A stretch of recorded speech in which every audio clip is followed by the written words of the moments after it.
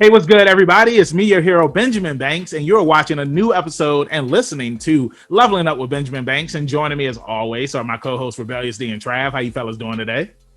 As always. Ready to go, man. Hey, it is always good seeing you guys, man. And on today's episode, we have a very talented person with us, Mr. Alan Lee. Alan, how are you doing today, sir? Good. How's it going, you guys? It's going well, man. Hey, peaches and cream. Peaches and cream, man. Peaches and cream. Yeah, we really appreciate having you up here with us, man. Me and D were huge fans. Trav, he's a huge fan as well now because he just finished watching Yashahime. So Nice. It's not over yet, right? So it's not over yet. It's not over yet, but we're going to get to that because me and D, we are huge fans of The Great Pretender, and Yes, we sir. need a season 3, man. We need a season 3.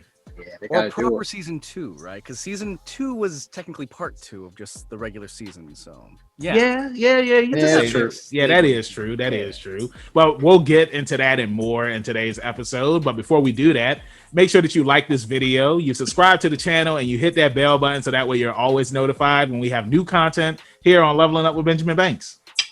Podcast in the description. Please check us out, people. Thank you. All right, so let's go ahead and get into it. Light with it. Yeah, that's all I got today. So, Alan, like I said, again, thank you for joining us. Something that we always do here on Leveling Up with Benjamin Banks for our guests is every hero and villain, they have an origin story. So what is Alan Lee's origin story?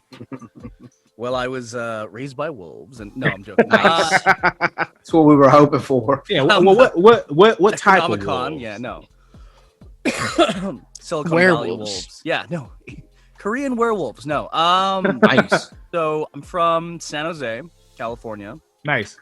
and born and raised. And where do I just give like the whole story of like how I got here? Or just... Absolutely. Yeah, go ahead. Like you said, you were raised by wolves, and Raised by wolves. I was summoned by the Necronomicon, and Nice. Jesus. and yeah, no, I like that's the my Evil villain Dead. origin story. Yeah, no. And now I'm on a mission for vengeance. No. So went to, in the name of hatred. In the name of hatred. you guys ever watch the movie Office Space? It's like Of a course. 2000 Yeah. Okay. That's okay. something I have seen. Oh, So my jeez. brother rented that. My older brother rented that from Blockbuster back in Mhm. the day, and it's a rated R film. But you know, I was there, so I got Mhm. to watch it with him, and it scarred me.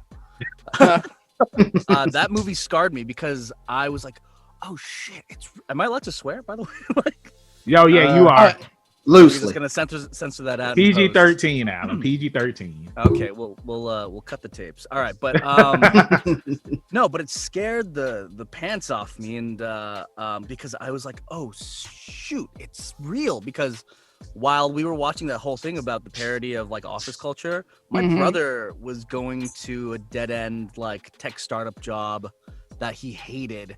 And he would come back miserable every day and just go to like the garage and play on the computer and play like Unreal Tournament or something like that. Mhm. Hell yeah. Throwback. Every night. Yeah. But like, you know, like I was like, oh no, like if I don't figure out what I want to do now, I'm gonna end up like that. Because he didn't know what he wanted to do. Yeah. Right.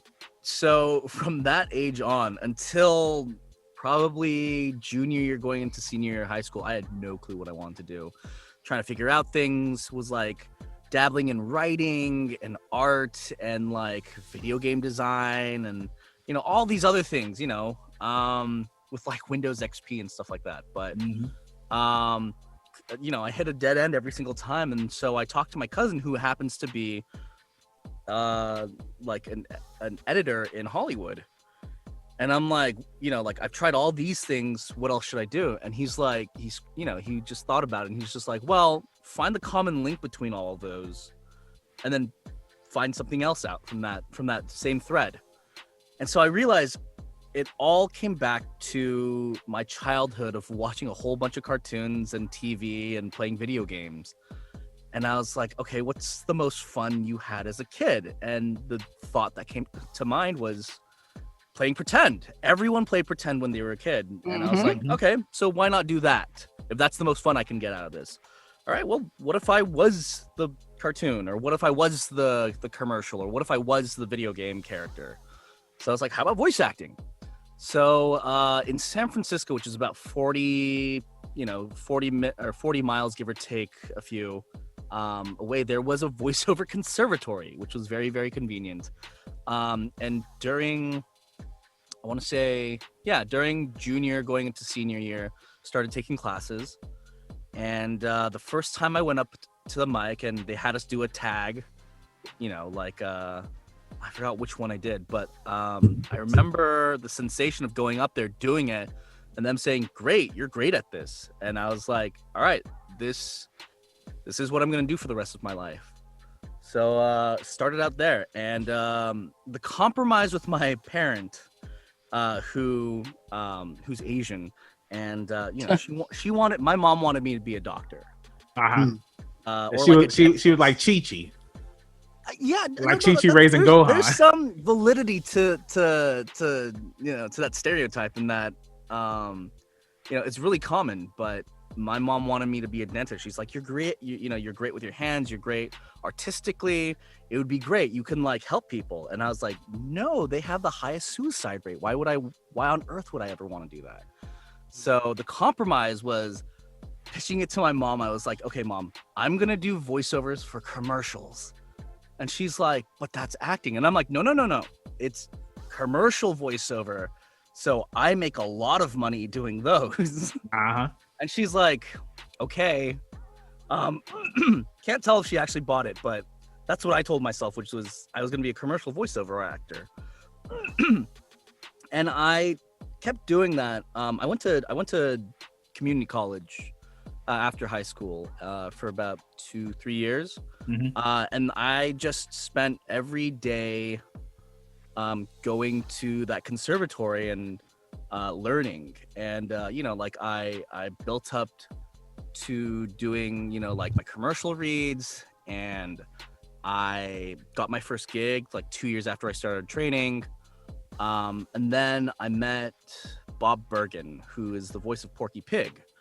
Nice. I was taking, because I was like, I want to take all these classes, and I, happened to, pick up on his class. And it was at that class I realized I couldn't just do commercial. I had to do like character acting. Like, he was like, you have a natural knack for this, and like you would, this is like, you have to go to LA. So I was like, so I came to terms with the fact that I had to be an actor.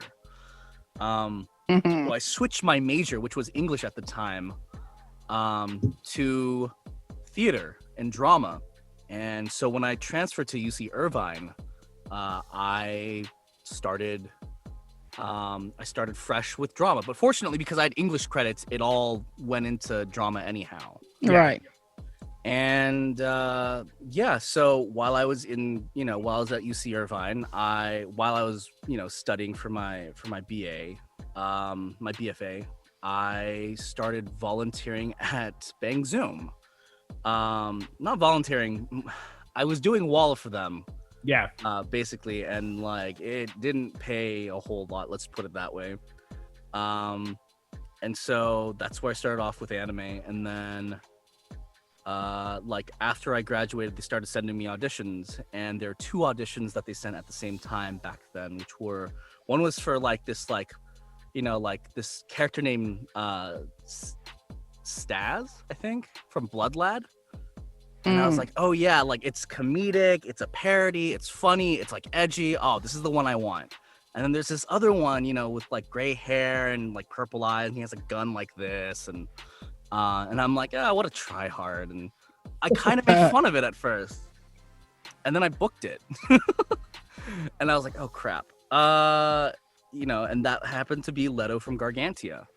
Nice. And it was great. I went in, and like that was my first role, and first audition and first booking for anime, way back in 2014. And that was baptism by fire, because if you ever watched it, half of his lines he's doing an alien language. So not only do I have to act match to picture, but I also have to, I can't memorize the line, because the language was made up, and so you Right. have to look at the script. Yeah. So that made me so nervous, and it rattled me, and it was really like it was an experience. And I thought I did pretty well. I was pretty vulnerable, and I understood, like, I connected with the character because what he was going through was basically what I was going through, feeling like a fish out of water. Yeah. And it was great. But the issue was that, like, Gargantia happened to come out, unfortunately, the same year. Dragon Ball Z and Sailor Moon came back. Yeah. Right. So I think it was mentioned on like a 10-second like slideshow, like on Viz's part at the panel at AX, and then everything went to like Sailor Moon and the cast for that, and Dragon Ball Z, and Dragon Ball Return of Super. that. Yeah, the I think it was Resurrection F. I think. Yeah, because you said 24th. Yeah. Yeah, that would have been that. So Gargantia got buried, and then I kept working, and worked for another about year and a half, and then had a serious conversation with the family, and I realized I need to help out financially. So I had to step away from voiceover for about 2 years. Got a job at Stanford, working at the educational department. And then my mom remarried, and then suddenly I was free to do whatever I wanted to again. So late 2017 came back, and was greeted with open arms and was given a role, and that was Katsugeki Token Rambu, where I played Yamambagiri, and then since then I've been working, and eventually I could stop working at a day job, and then stop driving for Lyft, and started doing it full time, and then COVID happened. And then when COVID happened, like actually prior to COVID happening, I went union and I got my agent all in one fell swoop, and I moved to like this area where I could just set up a booth and start recording my own stuff, and then COVID happened, so I had like literally perfect luck for that. I rolled a natural 20. Yeah. Nice. I yeah, like that D&D reference. Yeah, I like that. And then I started working a whole bunch, and that year, which was last year, I got Great Pretender. And yeah, I've been working ever since, and it's been crazy, Yeah, you've been in some high profile stuff, man. How about? Yeah, I guess. I wanted, because I do want to talk about some of the anime stuff, but Sure. I want to kind of piggyback and dial it back a bit. Now, you had said that you had got into theater when you were going to school. Now, was this something that you had done when you were younger? Like, did you ever perform in any stage plays or anything? It's weird. I did. I did it. I mean, like, I started off, I think, in church. So church plays and all that sort of stuff. I feel like that's where everybody starts, in church. Exactly, right? But I feel like it's weird because I didn't realize it until I had an interview like a couple years back, and they're like, oh, so where did this all start? And I thought about it. I was like, oh, I've kind of been performing most of my life, not like all the time, but like there's always been an element of play and acting sort of scattered throughout my life. Yeah. Right. And I did community theater. And then in high school, we did production of Romeo and Juliet. I played Mercutio. Ooh, nice. Ooh, yeah, that's a big one. And then college, I started off with I did Equus. I played Alan in that one. Very intense, very weird, very much gave me my sea legs for theater. Did some theater stuff in college, like at UC Irvine. And did a couple things on camera and stuff like that, but mainly focused on voiceover since then. Now, that's cool. Alan, I wanted to ask while we're here. Now, I know that voiceover was something that you wanted to try, opposed to being a dentist or any type of doctor. What was your second up role if you didn't end up getting into voiceover? What do you think it would have been? Was there anything else that caught your eye that you think you might have been interested in? Back around the time I was contemplating what I like which track I was going to go towards for for my major and stuff like that, I was originally thinking about going into culinary. Nice. So just be a chef and Oh, yeah. artistic That's in that right up sense. B's And- alley. Yeah. Yeah. I met Anthony Bourdain back in Oh, wow. 2010. Oh, He was nice. doing a book tour, and Mhm. he stopped by the local community college then, and I got to meet him, shake his hand, ask a few questions, and I'd been watching him Nice. on No Reservations. Right. Okay.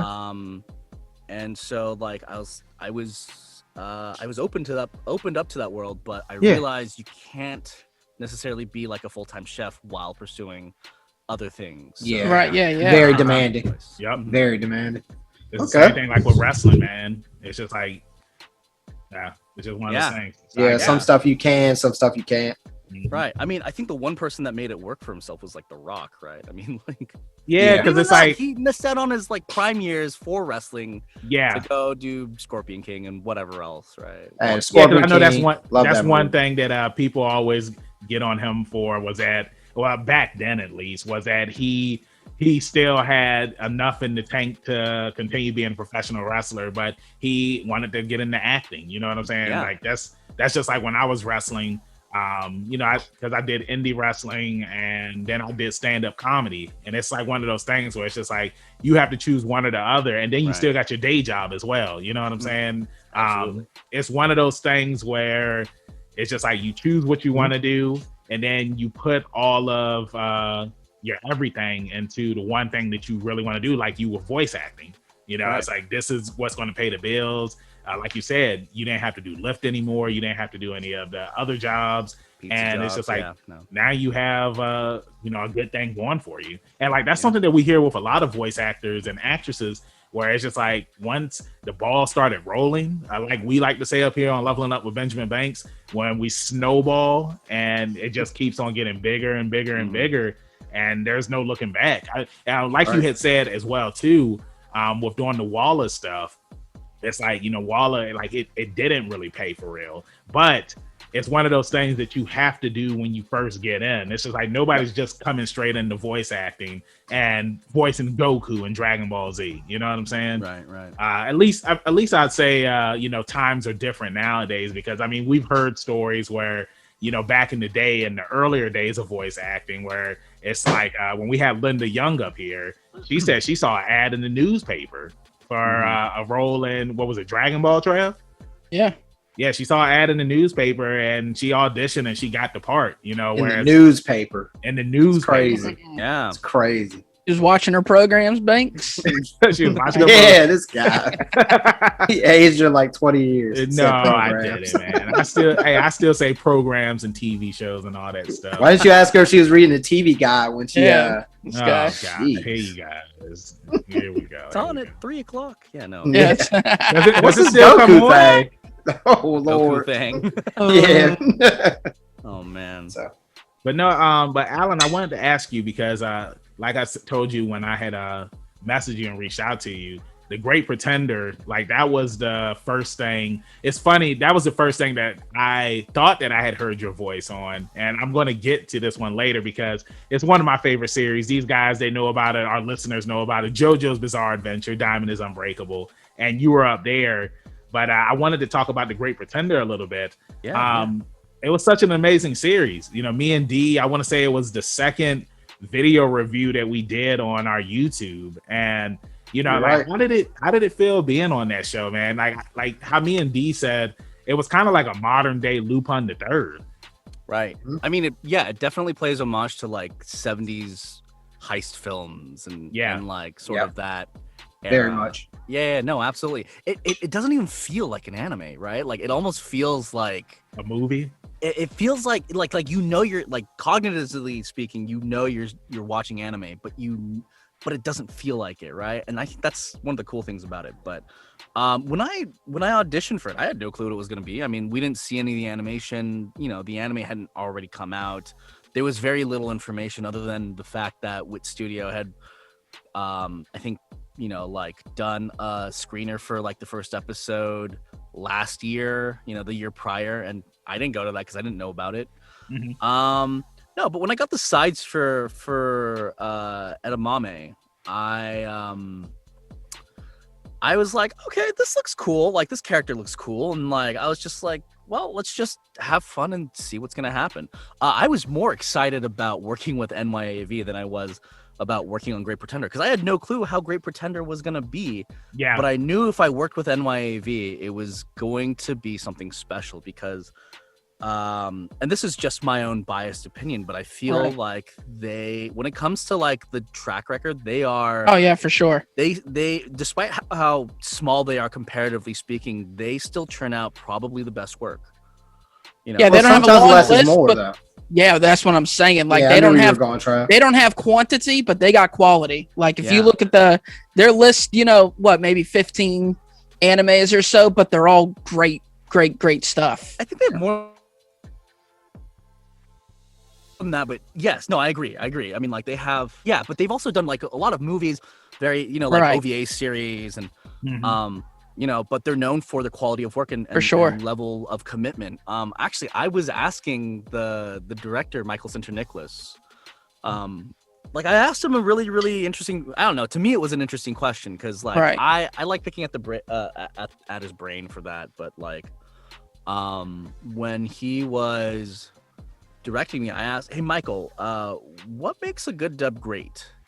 And he looked and he gave me this weird look and he was just like, it almost felt like he was like, really? Like, and he was just like, giving a shit.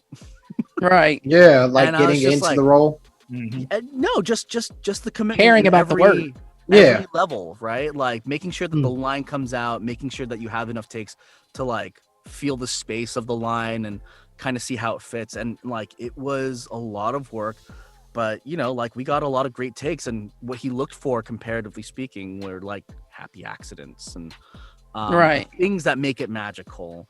And I was just, you know, I was wowed by the fact that it was such a simple answer, but it made so much sense and it had so much depth to it. Right. But working on Great Pretender, I think it was probably by the time we got to like episode 2 or 3 of the first case that I realized, oh, this is something that's really, really good. Yeah. Right. Mhm. And because of the circumstances surrounding like the production, which involved being in quarantine. Yep. Like I realized then and there, like this is lightning in a bottle for me, because we're going slow anyway, and they're like, well, you know, quarantine's happening and we have tech issues and we're gonna have to go slow down anyhow. Let's just take our time with it, which Right. you would never do. Like nowadays, like we've made things a lot quicker, but like you know, in the early parts of the pandemic, we were like, okay, well, we're just gonna have to go as slow as we need to because tech issues, and we're Right. trying to figure it out. Yeah. And I realized I am never going to be given this much time to figure out a character like this ever Right. again. Yep. So I took advantage of it, we took advantage of it, and you know, what ended up happening was what you see. And for me, like I'm like, to me, I was thinking like, this is kind of like my Cowboy Bebop. This is the one. If I don't ever think I will have that much fun working on another anime ever again. And that's a pretty big statement, but I think I can still stand by that statement. It was lightning in a bottle. That's, you know, so it was really special. And like, this is the one thing where if I had to retire from anime for whatever reason, I did Great Pretender. I could. Yeah. I That show have was no amazing. regrets. It's amazing. Like Alan- you're right. Like when you say, I'm sorry to cut you off, D, but No, go. it's like how you were saying, like this is your Cowboy Bebop. Like the voice acting was amazing, the music was amazing, the colors, the aesthetics. You know, like that was one Right. thing that I would always tell D is that it's just like everything was so bright. It's like, because I love going to art galleries, and I feel like when you go to an art gallery and you look at a painting on the wall, it's just like you're looking at the painting, but you're also taking in all of the colors and the background and everything. And that's what I felt like I was doing whenever I watched the episode. And then also too, like every episode, it always left you wanting more. So when the series ended and it's just like, this is it. And then how it ended on a cliffhanger as well. You know, it has its fans. Like whenever you talk about Great Pretender online, like people will talk about it. Like they'll say it's a good anime. Like you need to check it out. If you haven't checked it out, Trav, you need to check it out because it's really, really good. Be right back, guys. That would be my Great Dane, and yeah, he needs tending to. Be right back. Yeah, we could take a break right here real quick if that's cool. Oh yeah, commercial break. Are we sponsored by so Break? No, I'm joking. Yeah, No. y'all can keep going if you want. Thanks. It's up to you, man. Yeah, I'll be right back. How long is it? It's like 5. He needs to go out, and the missus isn't here, so I'll be right back. Sure. All right. I don't even know where we were. I remember. The Great Pretender. Yeah. Oh, speaking of that, I mean, specifically. yeah. Oh no, I remember. Well, Go ahead. D. I'm going right back, and I'm diving right back in. Okay, Alan, let me do the countdown. Let me do the countdown. Go. All right, 3, Ready, 2, set. 1. So, Alan, I wanted to ask you: the more you worked on the Great Pretender, did you get the whole script in one lump sum, or was it episode by episode? Kind of goes into the question I want to ask. Did actually. So normally it's you get it while you're working. Yeah. But I had access to all the scripts that were written. They were written and finalized as we were working on it. But I didn't really peek a whole lot just because I like to try and sometimes I like to try and react naturally to make it organic. Right. Yeah. But I think to a degree that only works so much. I think if it's out there, that's the second school of thought, right? There's 2 schools of thought. First is act naturally to it and never don't spoil yourself. And the other part is no, I want to have as much information as to what's going on so I can track it out, and so I can play storyteller rather than just reactionary. But yeah, no, I had access to them. I just didn't read all of them ahead of time. Now, playing edamame and getting access to all the lines and stuff, I would imagine you were genuinely excited just based on it not being a straightforward, like an action, project or anything like that. It was literally like Catch Me If You Can to some degree. And it was really off the wall. Did you enjoy that? Scale of 1 to 10? Oh, the character himself. No, the character himself. Because he's sort of the I guess the avatar, the character that you follow throughout, right? And everything that's happening is you see in real time, and you experience it through him. No, it was great. It was someone who thought he was the shit, and and then going into unknown territory and realizing he's he isn't the big fish in the pond. No, he's not. And I don't know, I think through that I realized, I have I confirmed with myself that I have pretty good comedic timing. I can nail those expressions. Killed it. And living through it and seeing what happens to it, seeing what happens to edamame, it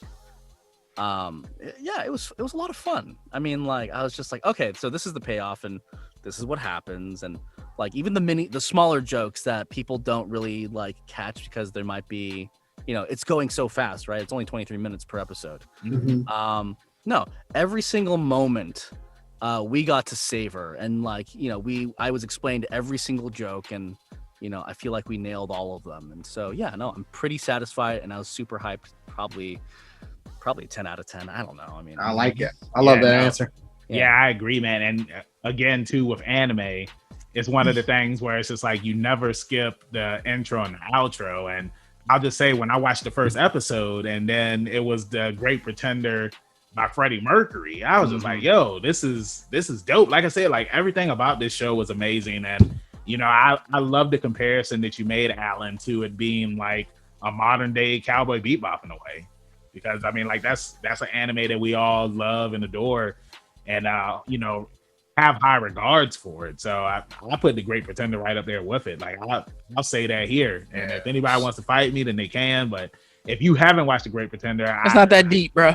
To me it's a super sweet show. It is a super Trav. We keep telling you to watch it, man. But bro, nobody coming up here trying to fight you over it, bro. It's Hey, not, you We'll never clip them know. up It's not that we'll deep. clip them up in the comments, though. Yeah. You know what I'm saying? Yeah. Hey, we'll crucify you over them JoJo comments, but Whoa, hold on. Hey, well, Whoa, hey, since easy. we There. Well, yo. hey, look, I want to Easy ask try. one more great pretender thing before we move to JoJo. But Alan, what was your favorite case on the show? To perform, it was probably case 1. To watch, it was probably case 2. And I mean, like, don't get me wrong, I love all 4 cases. I mean, like, and you can say whatever you want about the 4th case, but like, I mean, it hit hard. Like, there were moments in that like really pop out to me. The final scene that, without spoilers, but that final scene, if you know what I'm talking about, Yep. where, like, The final We moments, know. you know, yeah, where he makes his big reveal, like that was. That was I'm pretty proud of that moment. So that stands out for me. But like to watch, I think the second one, just because of how whimsical it can be, and like just the setting is so vibrant and pretty, and the just the story elements at play. Were really, really like that was a lot of fun for me to watch. For case 1, anytime I had to scream or I got my ass handed to me, which was a lot in that show, but like any and every time I got my ass handed to me those are my favorite moments. No, and I'm sorry to cut you off, but something else too that I was just thinking about was how on this show, like the languages that you hear, because I remember when me and D had first watched it, it's like the subtitles were on. It was just like, well, hold on, are we watching it subbed right now? And then it's like you find out, like, no, like this is how it starts. Like, right. I love that, and all of the parts of the world that this show explores. That it's just like they stick to those languages. You know what I'm saying? Yeah. You know what's funny is that like I almost feel like we pull it off too well to the point where like no one got the joke. Right? Because like everyone was like, wait, why is this subtitled? And I'm like, what are you talking about? Like, my voice is the first thing you hear. You should know that's a dub voice.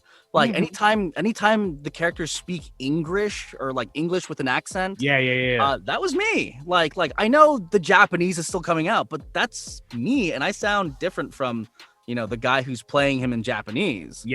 And so like I feel like maybe we should have added a stumble or two or something to like dirty it up so you could understand the joke.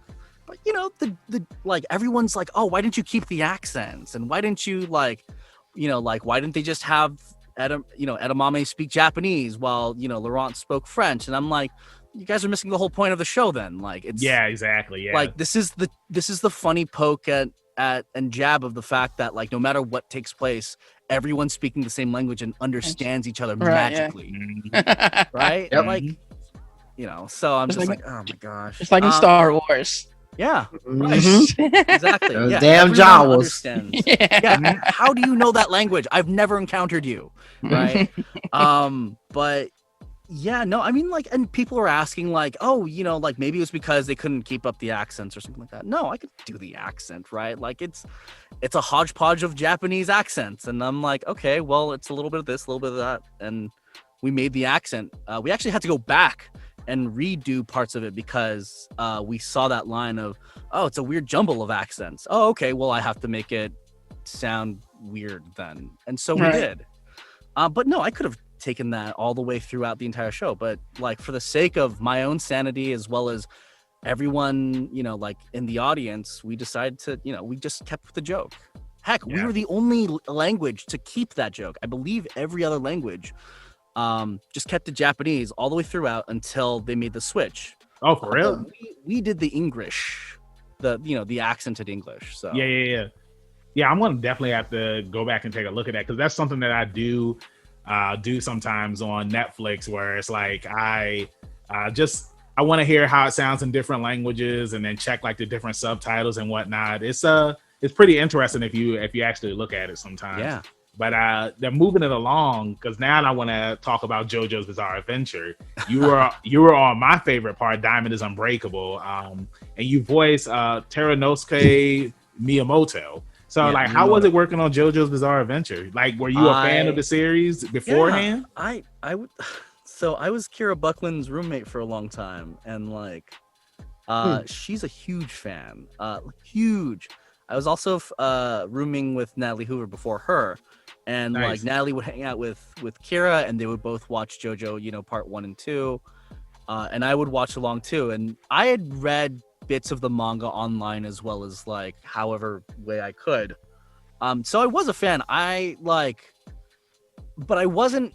I couldn't find bits of it, so like the story was like segmented for me. Yeah. But it was at the time, like when the anime was coming out, I was like, oh, I remember that scene.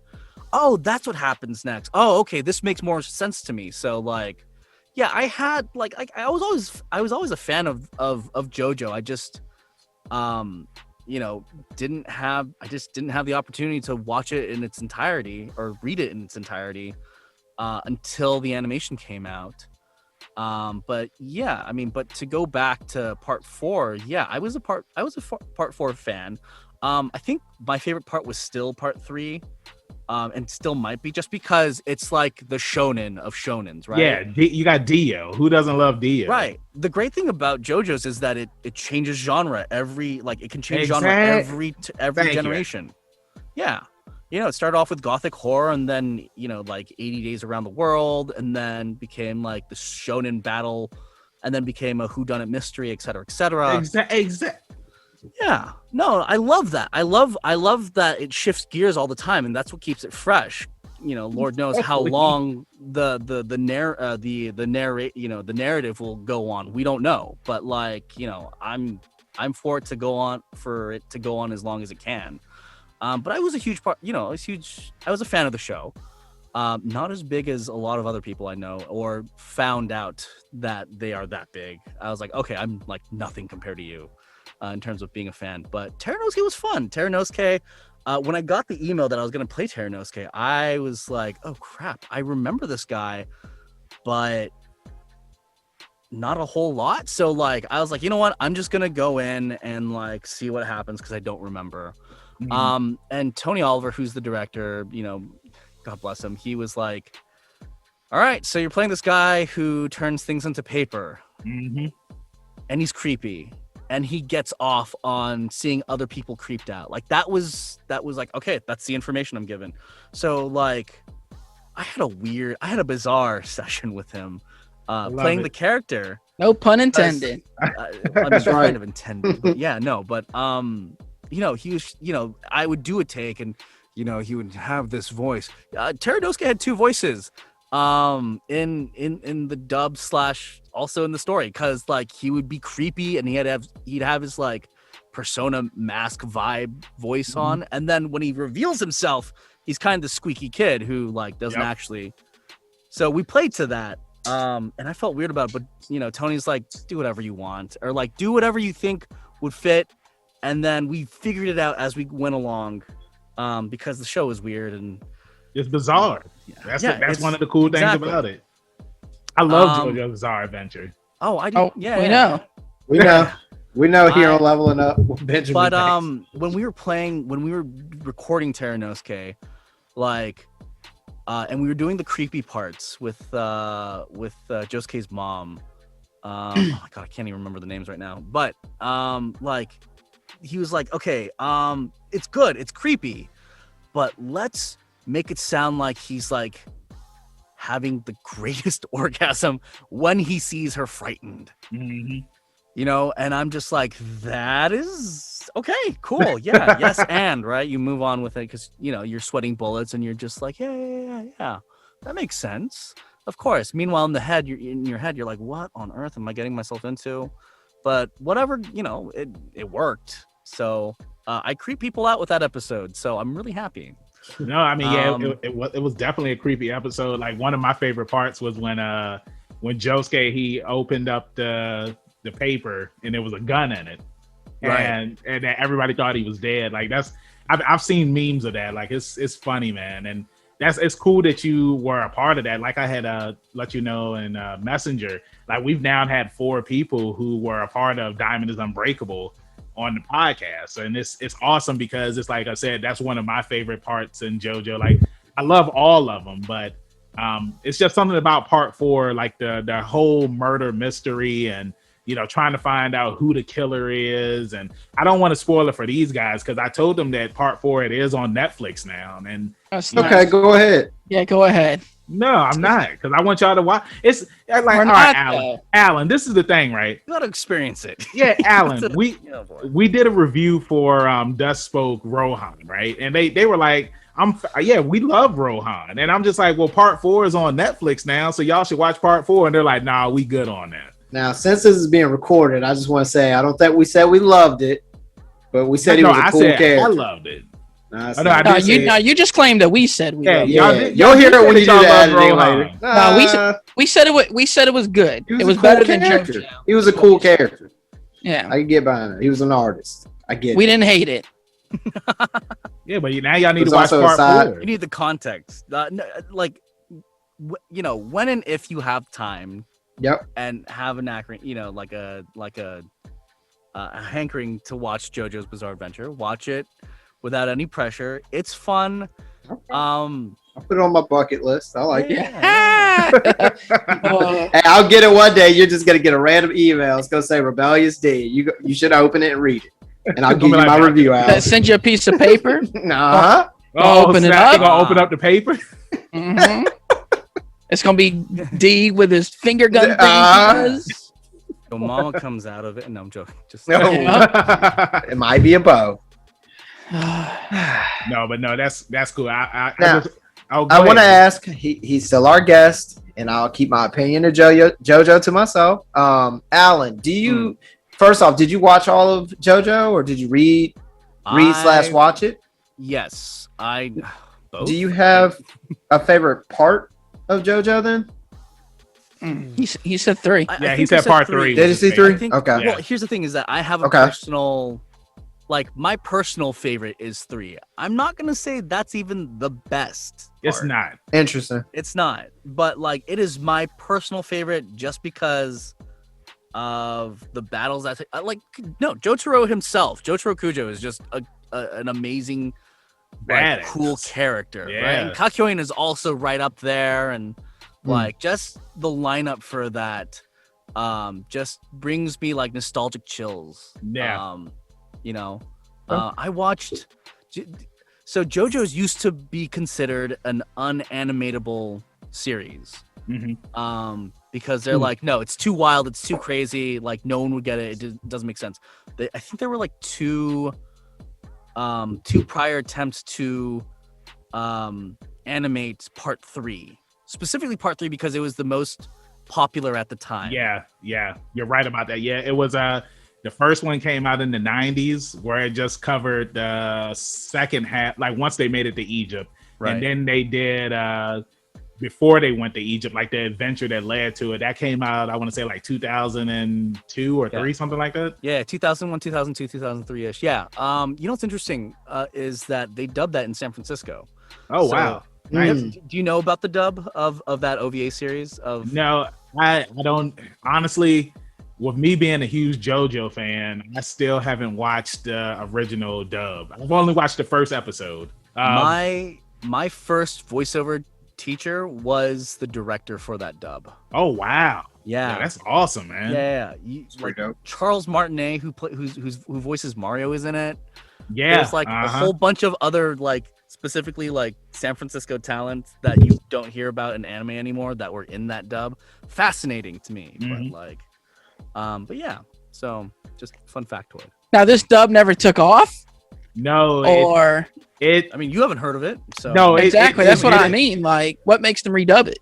Well, the thing is, Trav, it's one of those things where it's if you knew what JoJo was, then you would appreciate the dub. But it didn't take off. It was kind of what is those things? It was a cult classic with certain anime that came out in the 90s. Remember, when we had Akira? When we had Sun, like Akira, but that original Akira dub is not good. Yeah. You know all that. There's two dubs. Actually, there's 2 dubs. Yeah, there's 2 dubs, and the original dub is just not that good. I was telling Banks, I don't know which one I have. but I have it like on aspects of it. VHS. So I like aspects of the Golden Harvest dub. So What's the first one we saw? Yeah, I saw it on has HBO Ken Clark. Action. man, I don't know where I saw it. I just saw it. It was on TV. Whatever. Just what used to play? Was it Sci-Fi Channel used to play like It was Bubblegum Sci-Fi. Crisis? And Yeah. Mm-hmm. Yeah, they used that to play was- all that crazy. They had Gundam Thank 00 you. there. That's the first. Oh, yeah. That was the place that Yeah. I saw Gundam 00 dub. Mm. Was Yeah. Sci-Fi of all places, right? So, Sci-Fi used to be sweet back in the day. I Yeah, have no it had, idea what uh, happened like- to that. It was, No, they it was still the, sweet. it was the Nah, first I'm time that guessing I they had saw changed hands. Tenchi Muyo. That, Mhm. Sci-Fi. Oh, yeah, yeah. And Yep. remember too, Sci-Fi had all of the anime movies, like the King of Fighters and the Street Fighter movies and stuff. Like all of that was on Sci-Fi back in the day. Yo, But yeah, there was like oh, go ahead, Yeah, Alan. no. Oh, sorry. There was a channel called. Okay, for me it was channel 69. Hell yeah. Yeah, it was AZN television, and like it like ran for a while, but like they would Mhm. show like J-pop and K-pop All right. videos. They would show variety shows. That they would show dubs of anime. Like Did you have satellite? no, we had cable. Oh, okay. And it was on the B side, but like I would go to channel 69, and like that's where I first watched the Yu Yu Hakusho, the Poltergeist Report, Mhm. in dub. And then they would also show like Descendants of Darkness, I think, and Pat Labor, and my goodness, those dubs. Right. That's what, Yeah. that's what I was saying, man, about like how you was reading the newspaper. Oh, it's an audition for What's this anime. Goku thing? You know? Yeah, it's like because when we had Kyle A. Bear come on, like he told us when he auditioned for, I believe it was the narrator part for Dragon Ball Z. He said he was just wearing some shorts and I believe a Hawaiian shirt, and he just walked in there and got the part. Kyle. Yep, that sounds like Kyle. No.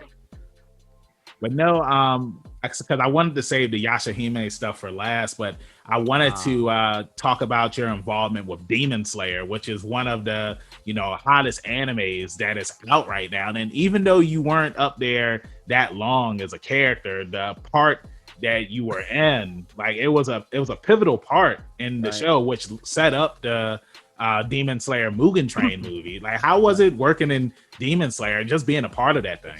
So I can't talk about Demon Slayer without talking about One Punch Man. Mhm. And there's a reason, which is why so the reason why I have to talk about Suiryu in One Punch Man is the fact that, like, well, first of all, backstory. While I was back in NorCal before I came back in 2017 to LA, I was reading One Punch Man, and like I loved the character of Suiryu. And I was like, man, like I missed out on season 1 because like the auditions went out, and like I was like a week late for asking, hey, could I read on this? They're like, oh, we just did it, and like no, it's too late. So I was like, oh man. So I was looking through, like looking past where they got to in season 1. And I was like, man, if I could get any character, this is the character I want because he's so cool. And then I got the audition for it, as well as like as well as Garo, and I think Garo, went to Greg Chun, and he's great as him. But like, yeah, those were the two characters that I was auditioned for, and I was like, man, I want this character so bad, and I got him, and like I freaked out when I got him, and I was like, oh my god, I'm gonna be in it, and I'm gonna be the character I wanted. And then I thought to myself, oh crap, I'm gonna get my ass kicked, right? Like. In the show, I mean, spoiler alert if you haven't seen it, but that's kind of the reason why Suiryu was in season 2, was to get his ass kicked. And so, Demon Slayer's coming out, and my girlfriend's telling me about how hype like this anime is gonna be because she'd been reading the manga, and like, I got the auditions, and I couldn't say anything, but like I really wanted Gyu, and I was like, oh man, if there's only one character I want, it's Gyu. Didn't get Gyu, went to Johnny Bosch. And then the Hashira were coming out, and I was like, oh man, I want to play any of those guys. I got an email, after sending off the Hashira, and I got an email, and it said Demon Slayer in the header thing, and I was like, oh my god, I'm gonna be Demon Slayer, and I click it, and they're like, congratulations, you've been cast as as this minor demon, lower moon 6. Uh-huh. And I was like, fuck. And I find out later that the reason why I got cast as the lower moon, Kamanui, which is his name, I guess. Yep. I guess. Yeah. Hey, it was a minor, it was a small he part. gets dusted, I'm bitter. Let Travis. me have the salt. All right. Yeah. Kamanui, I Shake guess. all the salt you want. Yeah. No, but the reason why I was cast as that character was because I got my ass kicked so well as Suiryu. Right. Oh wow. And so like Mami Okada, who's the casting director, she was like, yeah, we heard Suiryu and just thought you die really well. So Joke. You have a great dying voice. Yeah, just don't make it a Sean Bean kind of thing. You Yeah, don't want like to be don't that get guy. typecast. Oh you my know god. what's funny is Don't that become. Oh my The god. Sean they killed Bean Kenny. of voice acting. You know who we call in our inner circles the Sean Bean of anime, by the way? Who? It's Xanthi Huynh. I don't know who that is. Yeah, who is that? Yeah. She's Sachi in Sword Art Online. She she played the main chick in Blood Lad. Oh, okay. I never seen Blood Lad. Who dies in the first episode? She was she's Menma in Anohana. Okay. So she just dies a lot. So Right. the joke Right is now. that she's the Sean Bean of anime. I like that. That's funny. Yeah. But that's my favorite episode of Demon Slayer. Oh really? That one part? Yeah. Yeah, dude, that whole when it's revealed, Michael Jackson over here whooping everybody's ass, bro. I'm like, Oh. Yeah, like bro, it was badass, man. It was super sick. Yeah. me personally, I'm collecting it, Alan, and I'm at the end of it now. So it's a phenomenal read, phenomenal watch. I mean, Okay. She also. I'm sorry to cut you off, D. She No, voiced, she voiced Killua's sister in Hunter x Hunter. Oh, Hunter x Hunter. The one that makes the wishes. Yeah. okay. But I'm gonna need you to nice. stop That's interrupting cool. my boy tonight. I'm sorry. Yeah, hey, that Trav, thanks for putting some I got you, respect dude. on it. Yeah, I was put just some- telling him, it's amazing to be a part of anything like that, man. And Yeah. I know you got the salt. Did any grains That's of cool, salt that's cool. come out of the letter that you opened? It was just salt. You started. What's this? No, I was just like, you know what? How's I got that for a your bag JoJo reference, of- I man? got a bag of Hey. chips. I got a bag of chips, and that goes well with Oh salt. wait, hey, we don't vinegar. talk about Death Note on this pod, sir. Ooh. Ooh, We're easy. bringing no back to that's- I'm chips. glad you into got the this. reference. That's coming at that's Trav right there. I'm just still looking her up, and I saw that she voiced Haru in Persona 5 as well. So Yeah. that's huge. Yeah, my man finally on the Persona train. Mhm. Finally. Mm-hmm. Yeah, I'm on my second playthrough. Mm-hmm. Nice. Good. There's so many versions now. I got the original. I got the first like the steelbook version. Yeah. Mhm. Mm. And then they came out with Royal, and I was like, oh man. And then Strikers, and I'm like, oh come on. Yeah, I know. Still And got then no there's also the strikers. dance. There's the dance Yeah, spinoff there's a dance one from too, and I'm Persona like, 5. oh my Hey, God. but that's why it's so long. Pretty much one comes out per console. It almost feels like Mhm. PlayStation 4 did get 2, but like Persona 4 came out at the beginning of PlayStation 4. So we're talking about what, 9 years ago, 10 years ago. Yeah, So Persona really rides that title. Not as bad as GTA, because they've been riding GTA 4 for 15 years now, whatever it is. yeah, because it Jeez. came out 2013, I It believe. came out on the PS3 and it's still coming out on the PS5. You know what I mean? So hey, when the PS6 comes out, it's going to be a launch exclusive. Watch. we'll see. Oh God. The GTA 4 and 5 compilation. Yeah, no. Yeah. And don't Jeez. forget, Resident Evil 4 will be right there with it. Oh, yeah, you're probably right.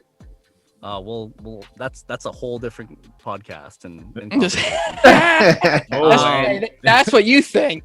yeah. No, but like again, I after Demon Slayer, I noticed that I was getting my ass kicked in anime a lot. And then because after Demon Slayer was Great Pretender. Mm. Mhm. But yeah, no, it's just a lot of fun, like and seriously, like why is he comes out as like smooth criminal freaking MJ, and then yeah, he does. Yeah. and then he turns into a woman, and then I'm like, oh, who's this woman? And like Chun's voice comes out of it, and I'm like, oh crap, I screwed up.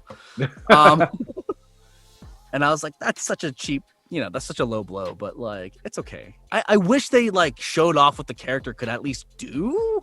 Right. Because he's like the one that's under Rui.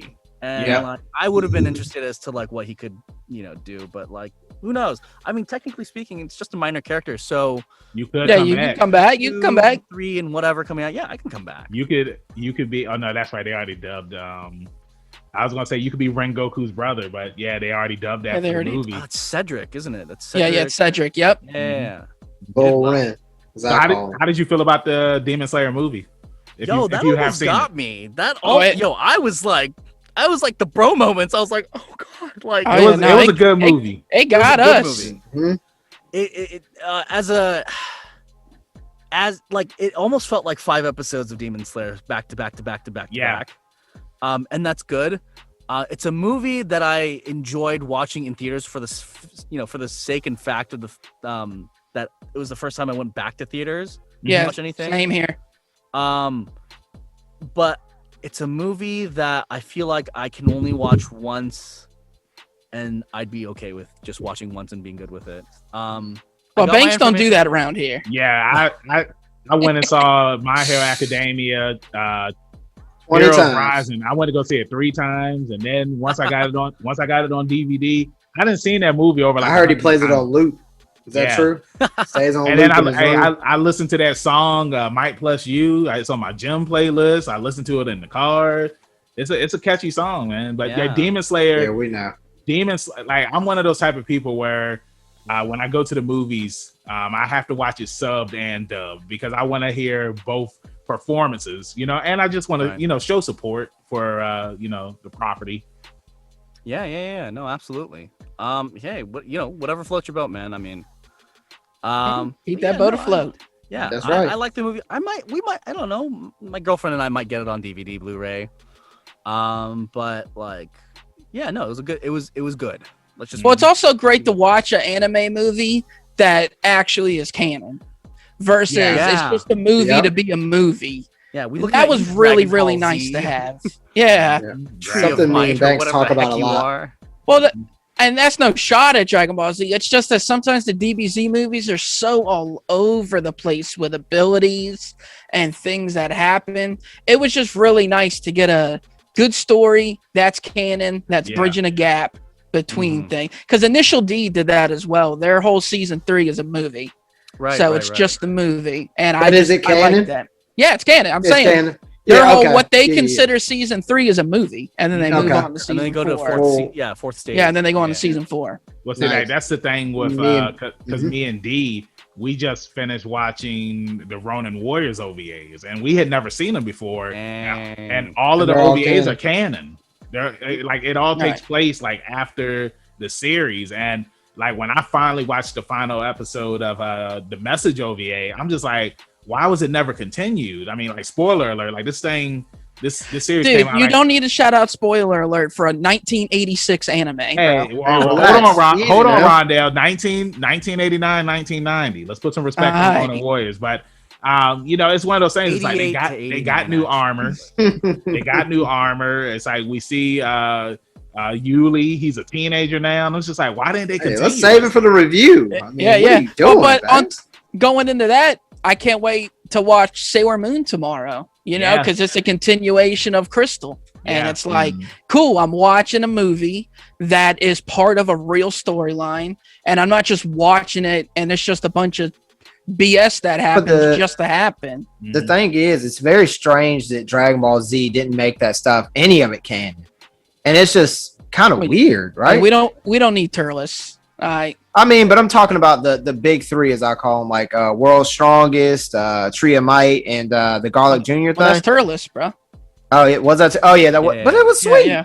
That movie was sweet. It's one of the only times the whole Earth's forces did something. Turles, bro. That was one of the movies I remember watching. But you need the other ones. The Funimation group. Right.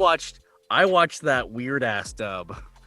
That everyone refers to as like the big green. Yeah. The big green. Yeah. Oh, Lord. And there's people. VHS tape contained that dub for some reason, and I don't know why, and it weirded me out as a kid. Well, I get it because I mean, if you're there for the laughs, you know, and just how they go about the dialogue and the naming of the characters. And what do they call Piccolo? Big Green. Big Green. Okay, yeah, that's why it's called the Big Green. Pirates and Super Space Pirates instead of saying. They call him Big Green. Yeah, one of my favorite moments is when I believe it was Tree of Might and Goku. He's laying down on the ground and he's just like, I just want to say thank you to everybody. And then Icarus was the dragon, right? Gohan's dragon. Yeah. And Icarus was just like, me too. And then Goku was just like, yes, even you, dragon. And I was just like, Icarus. Shout out to Icarus. Forgot about that guy. it's so did Toriyami. Justice for Icarus. But no, that I need an Icarus plush. I wonder if I can find one. It's funny. Like everybody that's listening and watching right now, if you've never seen it, go on YouTube and type in the Big Green. But I don't think anybody wants to be in something that's looked at as a joke, though. I don't think they. No, yes. They didn't know. They didn't know. Like, bro, Linda Young said that they saw an ad in the newspaper and just went on to do it. You know? Yeah, I know. But I'm saying I don't think anybody wants to like after the fact it comes out and now it's known, like The Room, the dude who did The Room. Yeah. And it's like, dude, that dude's a joke. You know what I mean? Like, as a filmmaker, he's laughed at. So it's like, I don't think that's what he envisioned. But it's good laughs. It's not good. We're not good laughs. Yes, it is. They laughed him out of the movie theater at his own premiere. He's in on the joke. No, he's not in on the joke. He takes it serious. I think Bank's trying to save this. Yeah, he's trying to save him. But I'm just saying, I feel bad for those people, is what I'm saying. No, I mean, it's just one of those things. Because what was it? I think Dragon Ball Z Final Bout is another one where it's like the voiceovers. It's just the stuff. I love Final Bout. No, but those voiceovers that they say, like, I'm going to send you to heaven, or it's just. I've only played the Japanese import, so I don't know. I know. I'm talking about the dub. Like, some of the dialogue is just wild. Like, if you thought that Big Green was funny, like the dub for Final Bout, it's even funnier. But Alan, I wanted to go ahead and move it along to you voicing Kohaku and Yashahime. Yeah. Now, Yashahime is one of those series where it's a continuation of Inuyasha, and we live in this day and age where we were just talking about like series being revived and being continued. Like, how was it, voicing Kohaku on Yashahime? Were you a fan of the original Inuyasha as well? Yeah, it was. Okay. To answer the question, it was surreal, because when Inuyasha came out to the States, it was 2002. Yep. And I, this is like I just discovered, like on a whim late night, that like anime was playing, on Cartoon Network and like the dead of night. So I used to trick my entire family to go to sleep early under the guise of, hey, let's go to church early, get there early. So I would get I would get my parents and my siblings to go all to bed. And then at 11, I would sneak out to watch Inuyasha, Cowboy Bebop, Yu Yu Hakusho, Outlaw Star, Gundam, and another Gundam. But hey, Big O, don't forget about that Big O. Big O. Yeah, no, eventually Big O. Yeah, no, of course. Pilot Candidate. Rain. Oh God, that was Witch Hunter Robin. Oh yeah, no, that was 05. But originally coming out was Inuyasha, and like I would watch that every weekend. And it came to the point I forgot. I think it was the episode where Kikyo was revived. I think that was the first episode I caught on to. I didn't catch it in the beginning, and I had no clue what was going on. But what a wild episode to come into, though. Right? It happens like that. But like I was watching that, and I was like, "Gosh, this is so cool!" And like I would, like because you're a kid, and you would like you would, and you only got to watch one episode a week. So that episode sticks with you, and you have to like ruminate, and you have to marinate in that until the next week, until you see what happens afterwards. That would continue on until Kohaku would show up, and like I would latch onto the character of Kohaku because I age-wise was the closest to Kohaku. So and Sango was my favorite character. I think I had I had a crush on Kagome and then Sango or something like that. I don't remember. Sango was the best girl. Yeah, I like Sango. I love Sango. Absolutely. And so Sango was my favorite character. in the original series. And so like as a kid, I would play pretend in my own mind of being Kohaku. You know, like kind of being pitted against her because of, you know, like because he's, you know, how he is. And so flash forward 18 years. Yashahime is coming out. The sides for Hisui and Kohaku come out, and my jaw just drops, and I'm like, oh my gosh, like, and I'm just thinking to myself, okay, who of my peers watched Inuyasha like at the dead of night like me, and knows this story super intimately? And I realized not a whole lot. They like anime, but they liked anime after the fact, like after, you know, a certain age. Yeah. So I was like, okay, I got this in the bag because I know what he sounds like. I know how they speak in the anime, and I'm super familiar with like the way that they pronounce certain words or certain names, right? You know, because they anglicized or they westernized it, sort of, right? Yeah. You know, Kilala and, you know, yeah, just everything that you could think of. So I knew how they would speak in that, and I took that, you know, I took advantage of that, and I got callbacks for both, and then eventually I got Kohaku. And nice.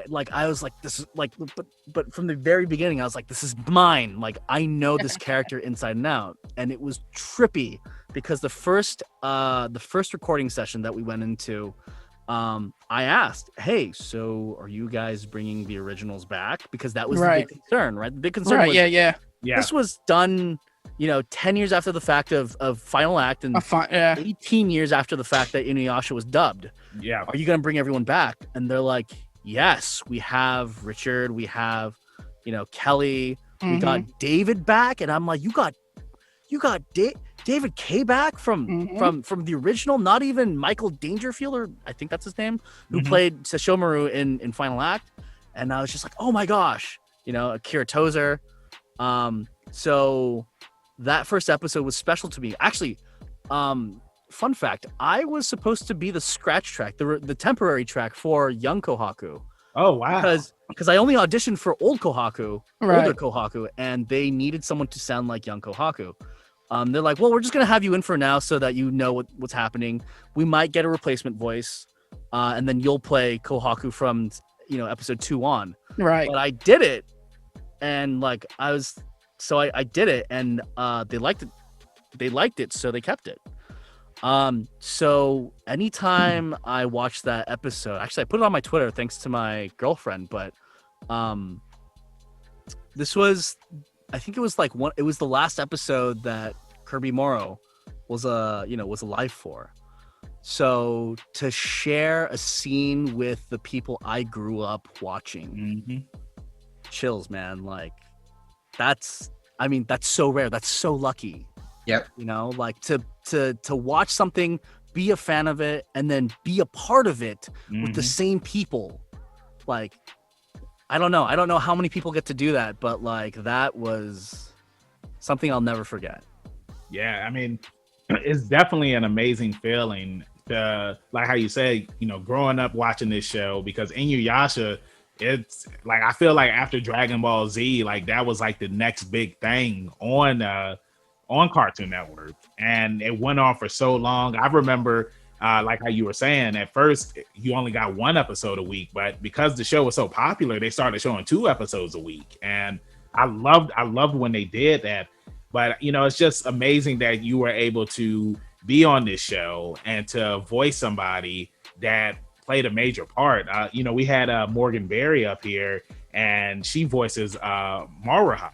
And, you know, like that was the same thing with her, where it's just like, you know, this is something that I grew up watching. I was a fan of it. And now I'm going to be on a continuation of the show. And she's the child of Inuyasha and Kagome. You know what I'm saying? That's so trippy. Yeah. So it's just awesome to, you know, do this stuff and to be on the show. And another thing, like I had told her, like I enjoy the dub more than the sub. Now, and I did watch the sub when it initially dropped, because I mean, like who didn't watch it? You know what I'm saying? It's the sequel to Inuyasha, but I feel like it's a lot easier, and just hearing all of those voices that I grew up with. You know what I'm saying? It's just like this is what I want to watch, you know. And nothing against the sub, because I love watching both, but it's just something about the dub that just it makes me feel like a teenager again, you know? Right. Because if you watch it dubbed first, like it's your way of watching it, right? Mm-hmm. Yeah, that's I how. think... Oh yeah, go for it. No, I was gonna say that's how I am. And then the new cast that they brought on for you guys, they just embody what Inuyasha should sound like to me. Like Morgan Berry and the rest of the other girls that brought it on, like it's spot on Inuyasha voice acting, in my opinion. Like it's what I grew up on. It's perfect. So yeah, I can't watch the sub because that's how I envision Inuyasha. Yeah, and I'm really hoping that this series goes on just as long as Inuyasha did. And, you know, hopefully, Alan, they don't kill Kohaku.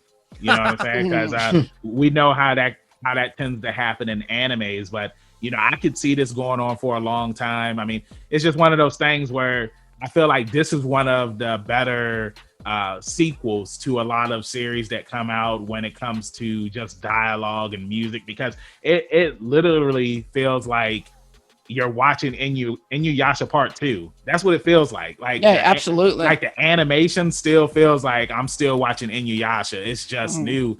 And like that's one of the things with Dragon Ball Super and then Dragon Ball Z, because it's like when you watch Dragon Ball Z, you know, it has that 90s vibe to it, whereas with Dragon Ball Super, it looks like it's polished. It's too polished. You know what I'm saying? And I mean, it's too polished. Yeah, I mean, it's still except for that one episode. Well, DBZ classic DBZ just has that kind of grittiness, old school art style to it. Yeah, it shouldn't be overly clean. You know what I'm saying? I mean, like it's photoshopped or something. Yeah, I mean, and like Dragon Ball Z, and Dragon Ball GT. Exactly. Like they you know what I'm talking about. Yeah, they all have that gritty feel, whereas with Super, it's just too polished. Where it's like, and it's real shiny. But that's I was gonna say Goku's hair is super shiny for some reason. I don't know why. Yeah, but one thing that I will say is that you know, they did take it back when the Broly movie came out, and it was a mixture of both. You know what I'm saying? Yeah. But yeah, Alan, I don't want to keep you any longer, and I do appreciate you. I do appreciate you being up here with us. One other question that I have for you is because you know, one thing I ask, you know, all of our guests that we have up here is, you know, who is the person behind the voice? Like, what are some of your hobbies? What do you like to do when you're not voice acting? Cooking. Besides cooking, yeah, I do. I cook a mean steak. I cook. Ooh, heard that. Challenge with 7. How do you like your steak? Yeah. Mid-rare. I either sous vide it, or I'll reverse sear it. So I'll start off in the oven and then, you know, finish off in the pan. I feel you. Hey, that's what she said. Hey, Trav. Hey, I'm glad somebody said it because we haven't said it this entire episode. My goodness, everyone gets one. Hey, that's right. I mean, it's weird because like the thing I do as a living is now tied directly into the thing I love and used to love. Interacting in, which is watching anime and playing video games and all that sort of stuff. So yeah, I mean, it's a delicate balance because I have to make sure that I'm not just in work mode all the time. Yeah. Otherwise, it'll just become work to me, and I don't want that to happen. I want to love doing this. But I do watch anime on occasion. I play games. I play games with friends right now because COVID is a thing, and I play fighting games. I play Street Fighter. I'm not great at it, but I play Street Fighter. All right.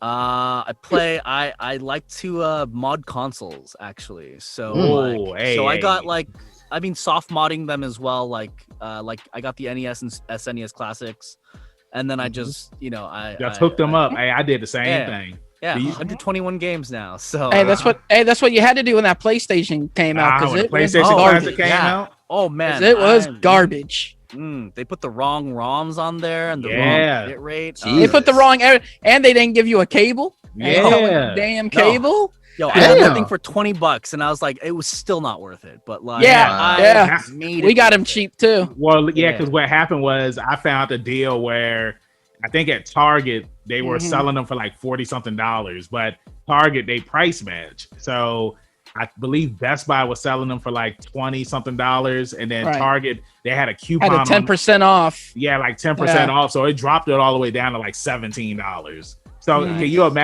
can you imagine people who actually went out of their way and spent $100 on this system? You know what I'm saying? And Just to be first, to be it was last. not worth it at all, man. Yeah, no, that's a terrible case of FOMO right there. Yes. Oop. Yeah, no, I got the Sega Genesis. I actually never grew up with the Sega Genesis, so like Wow. I'm gonna load games into that and start playing. That's a good console. They had some pretty damn good games on Yeah, Sega. Yeah. Sega does with Nintendo. They had, that's right. They had Rocket Knight, the guy who everybody forgot about. He was like the flying Sonic. Toe Jam and Earl, Toe Jam and Not Earl, Toe Jam and Earl. Comic Zone. Sonic the Hedgehog games, of course, Vector Yeah. Man. So many. Was Zombies Ate the Neighbors? Was that only That was- Sega or was that both? That was SNES as well. Yeah, that was only Yep. That was one of the That better game. games. Damn, that game was fun. Hey, but most importantly, you got the Blood Mortal Kombat. Yes. Yeah. F you, Nintendo. Whoa. I mean, yeah, but no, just yeah, I'm getting back into retro games and you know, like Nice. I might stream them. Who knows? We might see me stream someday. Someday. Retro games are so fun, man, and there's so Yeah. many of them. Mhm. Yo, I picked up a Wii U with like a whole bunch of adapter cables so I can get those games onto the Wii U and I can, you know, have an HD out so I Right. can Yeah. HDMI Sick. out so that I could maybe play those. Yeah, we'll see. But I have like a whole back catalog of like older games that I want to just go back to. Hell yeah. But yeah, other than that, I mean, Chilling? that's really my hobby right now. Like when I'm not working, which I'm usually always working, so it's So nice. it's Sega and chill. Sega and chill, yeah. Sega and chill. I like that. I like that. Hey. I like that. Thanks, guys. Yeah, but hey, that was my final question for you, Alan. Trav, D, do y'all have any questions? Come on. Hey, I'm gonna let D take it away. Okay. All right, Alan. I'd like to ask people a couple closing questions. First, was there anything you grew up with horror movie related? I mean, it could be anything that Horror scares you watching. I don't want to just say horror movie because there's some stuff like Jurassic Park is on the fence. Some people Yeah. get scared by it, but it's not literally horror movie. Yeah, Right. I More mean, of it's a monster movie. Yeah, Monster movie, and it is a thriller. It gives A you thriller. frights, but it's not something that'll Damn right. haunt it won't haunt you like in your sleep. except for that one where remember, was it the second one where the Alan fell asleep and he could see No. the was that Oh, that was the third one. third one. Oh my yeah, the God. raptor was talking to him. Alan wasn't in Lost World, was he? No, he was. It was He was rough. in the last one. He was in the third Yeah, one. yeah. Alan and, wasn't in Lost World. Yeah, because No, he wasn't. Only Malcolm was Richard in the second one with his gymnastics daughter. Right, yeah, Uh, oof, That's yikes. But Yeah, anyway, Lost World sucked ass. No, I thought Lost World was okay. and when Yeah, she Lost did, World's- hey, okay. when she kicked the raptor in the face, I think I checked out right there. Yeah. I was like, Oh, when Thank you. when the T-Rex was Thank drinking out of the you. swimming pool, and like I remember, I was just like, why didn't the T-Rex? Because he saw the kid looking at him, and I'm just like, well, why didn't he just go eat the kid? Because then Because he wasn't hungry. yeah, that kid was the luckiest kid. Yo, Oh. they needed to have that dinosaur in San Diego like 40 minutes earlier. Mhm. And that Yeah. needs to be about, you know, like it going to our shores. I don't know, whatever. Lost World, it was good. It's just like it's weird. I actually do look upon that movie fondly because I never got to watch it in one full sitting. So I only got to watch bits and parts of it That's on interesting. TV or like in Mhm. passing. So there are parts of it that stick out of my mind, especially that sequence where they're taking care of the baby T-Rex. Yeah. Like that, I don't care how bad you think Lost World is. That sequence was amazing. Well, Yeah. the opening scene was really good too. Mhm. Oh, It's just a gymnastics thing, all right. The rest of the movie. Well, there's just some stupid plot points. Again, you don't Oh. kick a raptor in the face. Like, that's just not happening. realistically, that thing probably would have snatched you down out of been there. Come on. Well, It's it's just not. like it's like remember on Chappelle's show where he had made the joke about Home Alone, and he was just like, now everybody knows if it was two real robbers, they would have just shot. Right, yeah. It's true. But Alan, did you Yeah, have it's a a horror movie, a yeah. horror movie that that really stuck with you?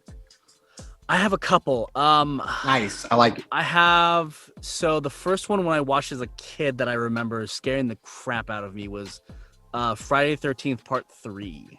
Mm-hmm. It wasn't even a good movie. But as a little kid, seeing Jason chase that final girl in the barn. Oh yeah. And like pillaging through bales of hay and stuff like that, and the machete or axe going through his mask, and then that entire thing scared the crap out of me. The other one was I Still Know What You Did Last Summer. Nice. I love both of them. Yeah. It was okay. Looking back, it's okay, but that movie scared me from cover to cover. Like, I'm surprised. I thought that was an interesting one. Yeah, I bet you did. No, I thought it was interesting, the whole plot of that, like the guy calling, pretending to be the radio guy. Yeah. And all. That's really, really creepy Spoilers, D. Spoilers. Bro. Come on. It is. Come on. 95.7. No, yeah. I listened to that station, and so Super creepy. Like, oh my god. Yeah, no, it's like, I was pretending to be that guy the whole time. It's like, yikes. He really wanted to get you. That's great. Jack Black. Young Jack Black. Yo, and the way that they got to him, like that was traumatic. You know, with the garden shears. Oh, dude. Yep. Yeah, it's just absolutely. That was a great pick. I love this final question. And the follow up to that is going to be: do you have or did you have a favorite 80s or 90s movie? Do you have one now? I do. So I mean, okay. So which one? Okay, I'll give both. 80s or 90s. Oh, you can give me both. Yeah, we'll take it. We'll take it. So 90s, I would say like as a personal favorite, and I watch it every year. Watch it every year. Clueless. Teenage Mutant Ninja Turtles. I watched that the first one. I watched it last night. Yeah. I watched Secret of the Ooze last night. That's and that one's okay. That one's okay. That first Vanilla one, Ice saved the movie. Hey, when the shredder came down, they started roasting it. No, I was the like, oh costume's man, looking weird and funky. I thought it was interesting because you got to respect those guys because they said those costumes were hella heavy. Yeah, and it's like hella just watching it last night. It's like those guys were actually doing like moves in those suits. Yeah, but they're also gold medal martial artists. But that's why you got to respect it because they said that was those things were like 160 pounds plus. Oh, yeah. Like I mean, of course. I mean, you don't get like a gold when the guy. medal. But the guy wearing Raphael or the guy wearing Raphael's suit, one? like when he goes up on the first movie. Well, when he goes Josh up, Pace. Yeah. Okay, thank you very much, Josh Pace. Put some respect on his name. Yeah. Hey, I like it, but it's like when he gets frustrated, he goes up on the roof and he's doing all the kicks and stuff. I'm like, dude, he's still got to do it. Yeah. Oh yeah. Like, so. Yeah, no, I love it. I like the first. You know what ruins it for me for the second one is the fact that they don't because parents complained they don't use their weapons. They don't use the weapons at all. Really? Yeah, I'm not gonna lie. I'm not gonna lie to you.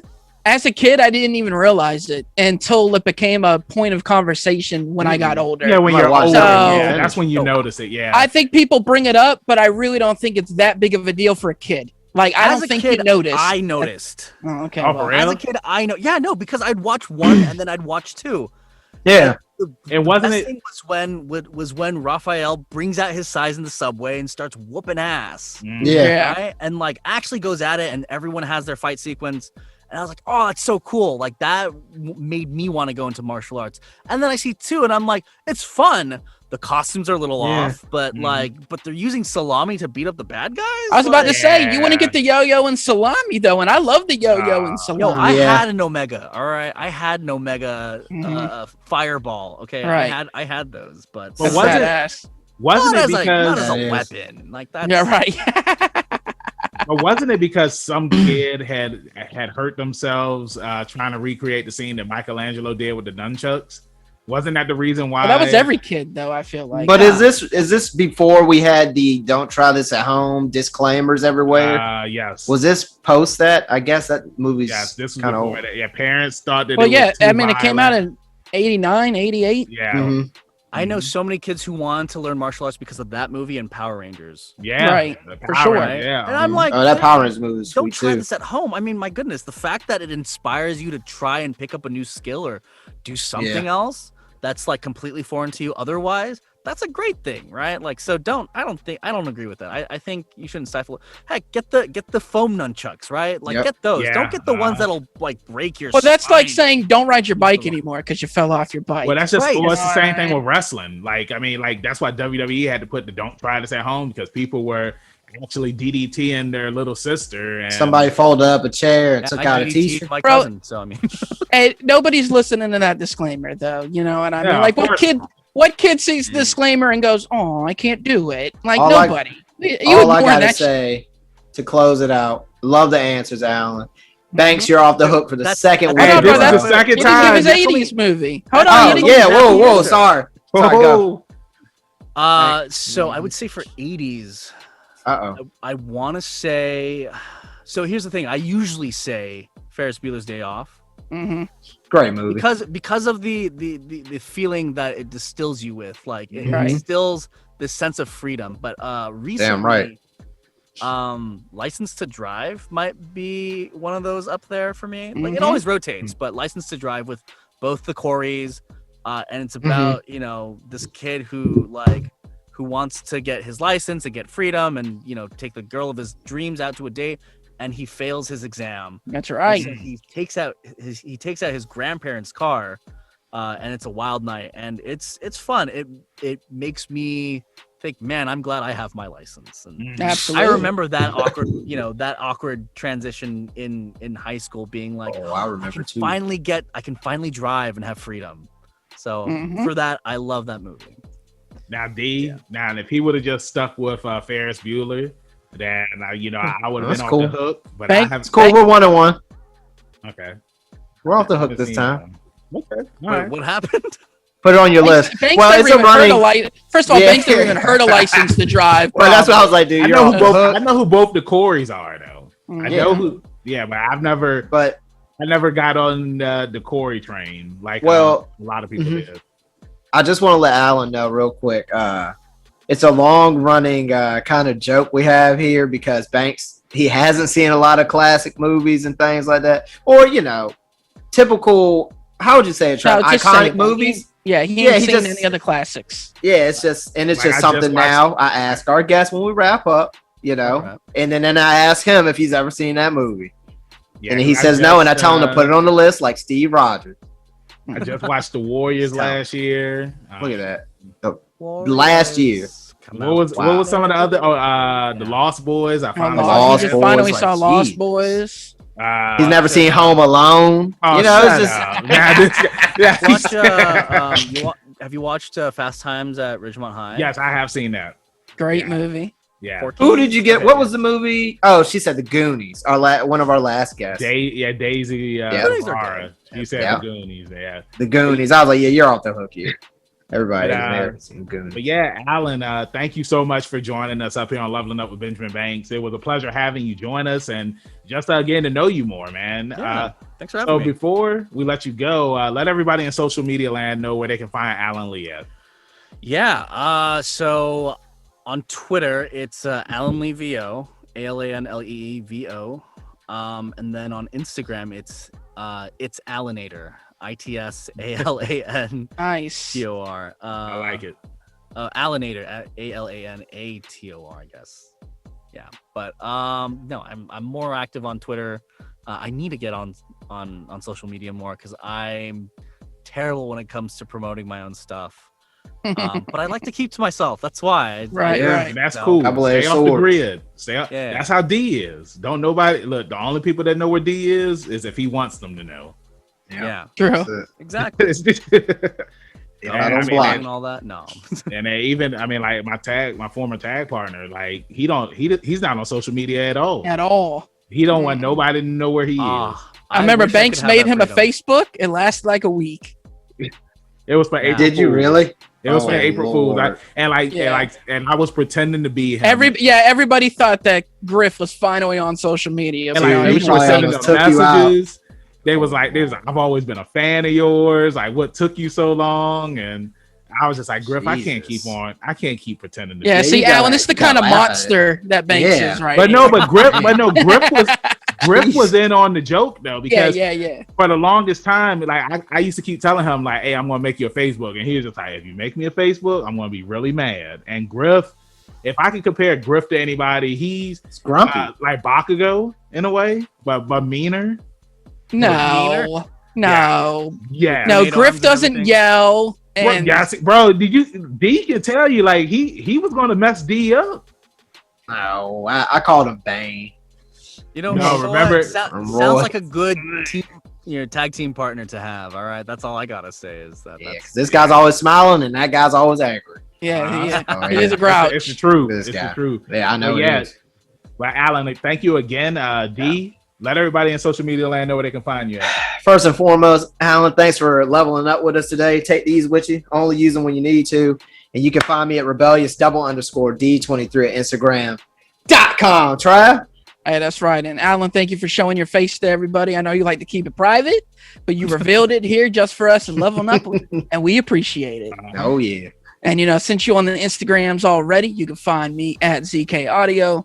And then you can head on over to the Twitter and you can find me at TravioSZK. And of course, if they need the brand new #1 hero like Endeavor, where they going to find one at, Yes, Banks? guy. You can Mhm. find me, your hero, Benjamin Banks, at KingBenji_Banks on Twitter and Instagram.